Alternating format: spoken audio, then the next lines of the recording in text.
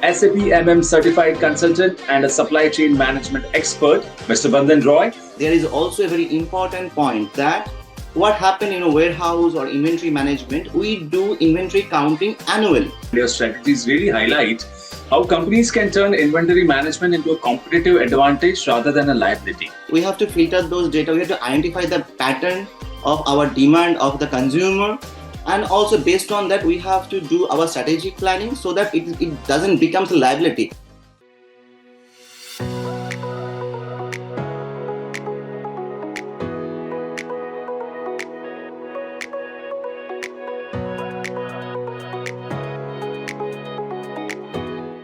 Hello and welcome to FaceTime with Leaders, a podcast series by Directors Institute, World Council of Directors.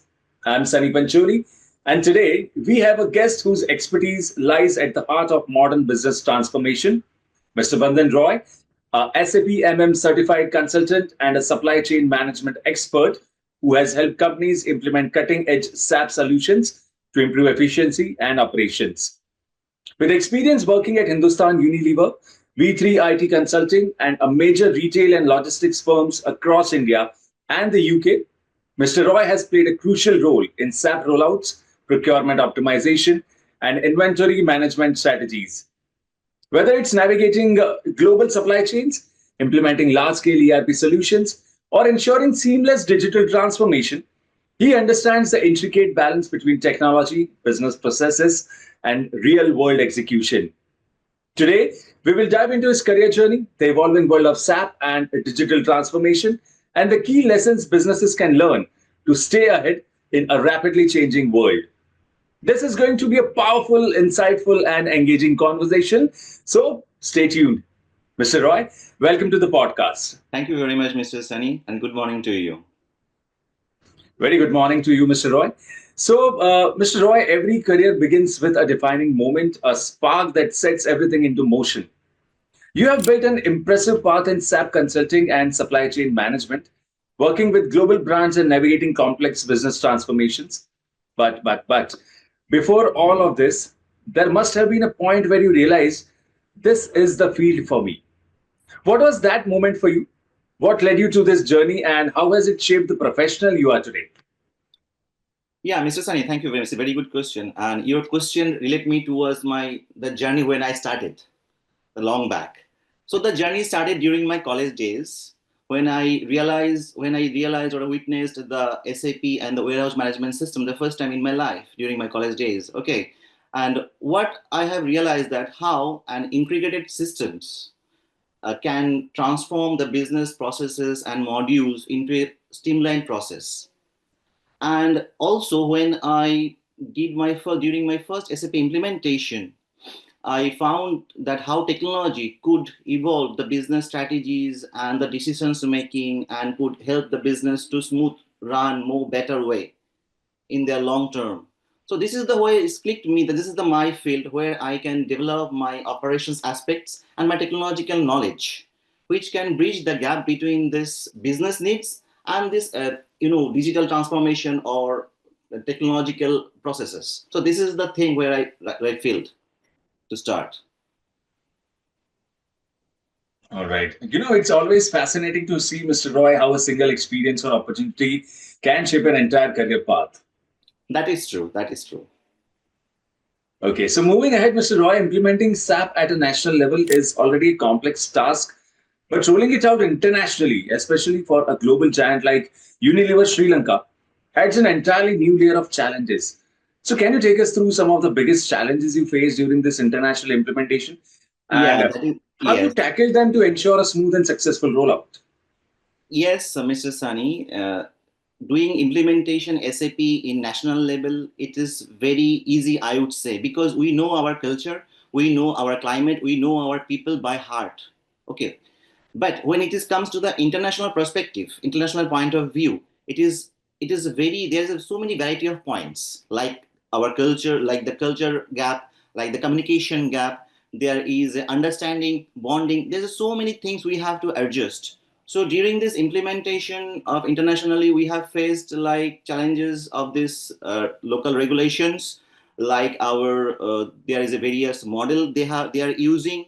So all this we have to update. So what we have done, we have done a robust change mechanism framework to implement, and then we made like a proper documentation where people can go through, the end user can go through and read what is going to happen. And then we put some cross reference teams where we can communicate with them, so that whatever we are implementing based on implementing the SAP, like a phase out. Okay, the one phase is a rollout, then we try to understand whatever we have deployed, whatever we have installed is working fine or not, how they are friendly with that system, are they really learning or not, are they really capable of doing their business needs, daily needs or not. So like that, we are watching them. We are trying to communicate with the cross team, trying to upgrade them. Like that way, we have maintained this. The international implementation process, and the challenges we have faced. Like that, we have tried to resolve those. Incredible, Mr. Roy, incredible. Thank you. Managing a SAP rollout at an international scale comes with so many moving parts, cultural, operational, and technical. Yes. And hearing how we navigated those challenges is truly insightful. Yeah, that is true. That is true. We have to give them a friendly nature and friendly, environment to learn the SAP, so that their daily business needs, their daily work becomes very friendly and easy way to do.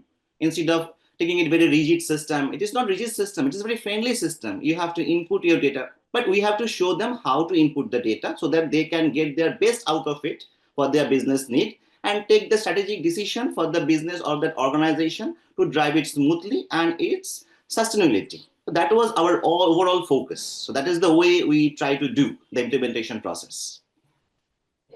Absolutely, absolutely. So, moving ahead, Mr. Roy, inventory inefficiencies can significantly impact a company's bottom line, from excess stock tying up capital to shortage disrupting operations. So, based on your expertise, what are the most efficient strategies businesses can implement to optimize stock management and reduce waste while maintaining a smooth and cost efficient supply chain? Yeah, for this efficient way to do the stock management, I would prefer say that ABC analysis. What we say the ABC analysis is always, it is always like segregating the products into three parts. Like A for is a high valued proportionate products, B for is a medium valued proportionate product, and C is the less valued. So like that, we do the ABC analysis of any stock or inventory thing. Then we have nowadays, people can do the real time analysis with the SAP system that is already in the market, and we have to keep communicating with our supplier with the JIT delivery process or practice. Because what is JIT, just in time? It is not like that I am saying, okay, I am the supplier and you are my company. So you place me an order and I said, being a supplier, okay, sir, I'll deliver the goods within the 7 days. So you are counting the 7 days, the time you place the order, because based on that, you are scheduling your delivery modes in your various stores or maybe in a different region for your business needs. So being a supplier, I have to keep it in mind that whenever I said within 7 days, so that should be happen within 7 days, not within 8 days. The time I cross the seventh, it is hampering your business process to take it a next level. So that, because the continuous communication should happen with the supplier with the JIT delivery time. And there is also a very important point that what happened in a warehouse or inventory management, we do inventory counting annually, but that should done regular basis so that we can reduce the delivering cost and identify what is happening in my business process and what should we take as a strategic planning for this sustainability in the business environment. That's the very basic and bullet points. Amazing, amazing, Mr. Roy. Thank you. Inventory inefficiencies are a challenge for so many businesses, and your strategies really highlight how companies can turn inventory management into a competitive advantage rather than a liability. Yes, that is true. It is not a liability. The competitive advantage, the way nowadays, see, our business processes are more now this data driven and technology driven.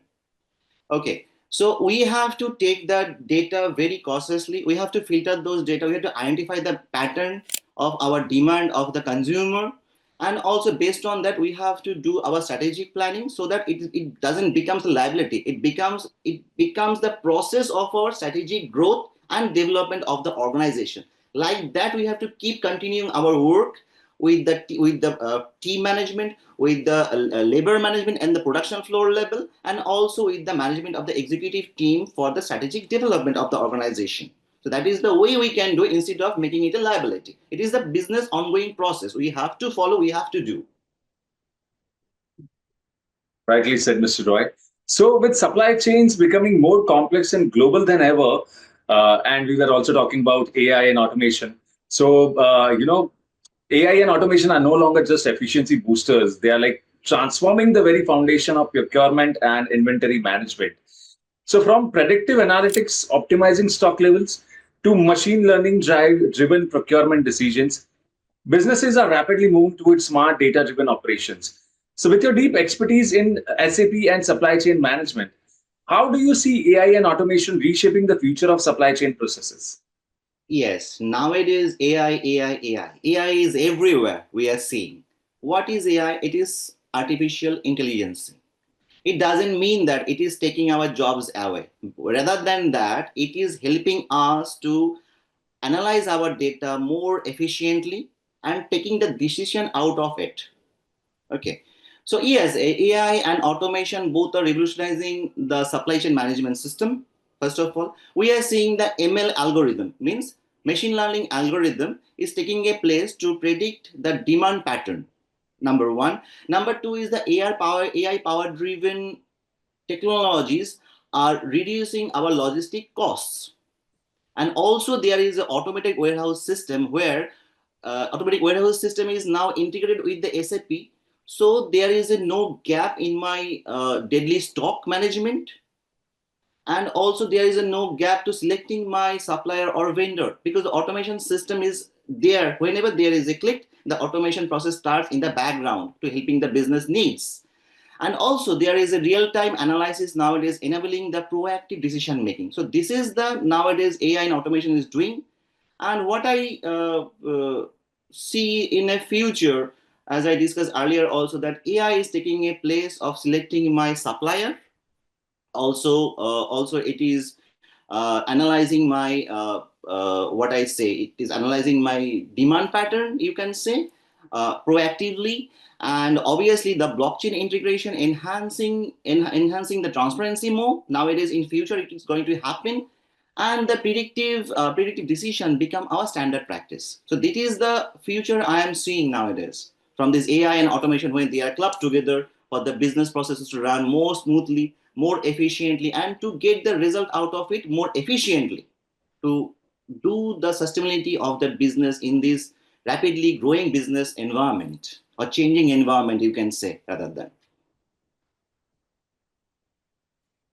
Mr. Roy, your insights really highlight how organizations can embrace these advancements while ensuring a strategic human centric approach.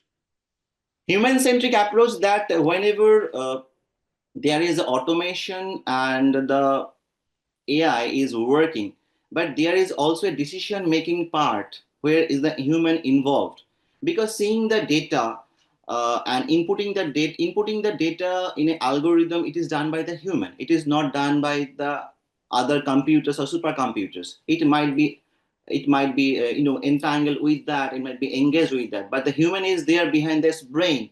So whenever the reports are comes out, the human intervention is there to understand the reports, or to analyze the reports as per the business trends, as per the market changes rapidly growingly, the local regulations, if there any changes comes out. So there is a human part always is there, wherever the AI comes or not. Now AI in the picture, there's also still there is a human intervention. So it will be keep continuing. Human cannot be avoided, because human makes AI, human makes computer, human makes all this. All these are not done by AI itself before.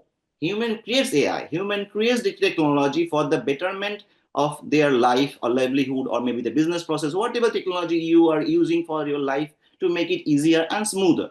So human is the first, then all the technologies. Absolutely, absolutely, Mr. Roy. Rightly said. Okay. So, With your extensive experience in SAP consulting, Mr. Roy, supply chain management, and digital transformation, you have played a key role in optimizing operations for global businesses. But let's take a look into the future. So, looking ahead, what are your next big aspirations, both in terms of career growth and leadership? And do you see yourself stepping into boardroom roles, shaping high level decision making, and influencing corporate strategy on a larger scale? Yeah, that is true. Whatever the knowledge, my operational uh, aspects or operational knowledge and my technological knowledge, whatever I have learned during these days, yeah, I do have a aim to lead large scale of digital transformation innovations in an organization, mentoring the next level supply chain upcomers or supply chain executives to tell them what I have learned, what I have experienced in my journey. So I will share them, I will mentor them, so grow them up in their career, right? That is true. And also I do have a urge, or I have to have an interest, you can say, to developing the innovative solution for this supply chain optimization. Right. All these things are also all these things will help me to understand the organization, my influence in a strategic way in the organization, and also drive that organization sustainability and the growth and the development. So this is my aim to do with the organization in my next future level. This is all I have planned inside me. And that's really inspiring, Mr. Roy. Thank you very much, Mr. Sani. Thank you very much. So let's talk about corporate governance since we were discussing about boardroom levels and managing the boards. So in today's rapidly evolving business landscape, corporate governance is more than just compliance. It's the foundation of ethical leadership, risk management, and long-term business sustainability. So based on your experience, how do you see the role of corporate governance evolving, and what key principles should organizations prioritize to drive transparency, accountability, and strategic growth? Yes, corporate governance nowadays is very important for any organization to maintain those regulations inside the corporate governance, the stakeholders' point of view, the shareholders' interest, and the transparency, the risk management. So, my key points would be, I would say, the decisions is now data driven and technology driven, which I discussed in this conversation earlier. Also, this particular point, and also now the picture comes called ESG in a corporate governance, which is environment, health, and society, or environment, society, and health, or governance like that. So ESG comes in a picture, and also there is a robust risk management. We have to have a framework. We have to find out. We have a framework called risks. How the risks? What are the risks? There is a framework already in a corporate governance, and there is also a stakeholder transparency we have to see in a key aspects, and there is a regular governance need. Whatever the structure we have done in a corporate governance, are they really aligning with those or not? We have to keep updating, keep following, keep governing those. So these are the, I think, things in a corporate governance we have to be very focused and to do. From my point of view, it is obviously. Absolutely. So, in a nutshell, can I say corporate governance isn't just about policies? It's about shaping responsible leadership and building trust across the organization. Yes, that is true. That is true. Whatever the point you have said, it is not about the policy. It is not about the investor or stakeholder stake or their voting rights. It's more about that. It is more about how the growth, how their interests can be benefited, how we can leverage all the technology and all these local governance and governmental rules and regulations, norms, so many things. So everything in a nutshell, we have to be very focused with. Absolutely, absolutely. Oh, so okay, that brings us to the last question of the podcast, and let me ask you that: what inspired you to join Directors Institute, Mr. Roy, and how has the experience helped you enhance your understanding of corporate governance, leadership, and boardroom decision making? During this journey, I have always have an interest, or you can say urge, to grow more further in my future. Everybody has a high. I would go up to this level or that level.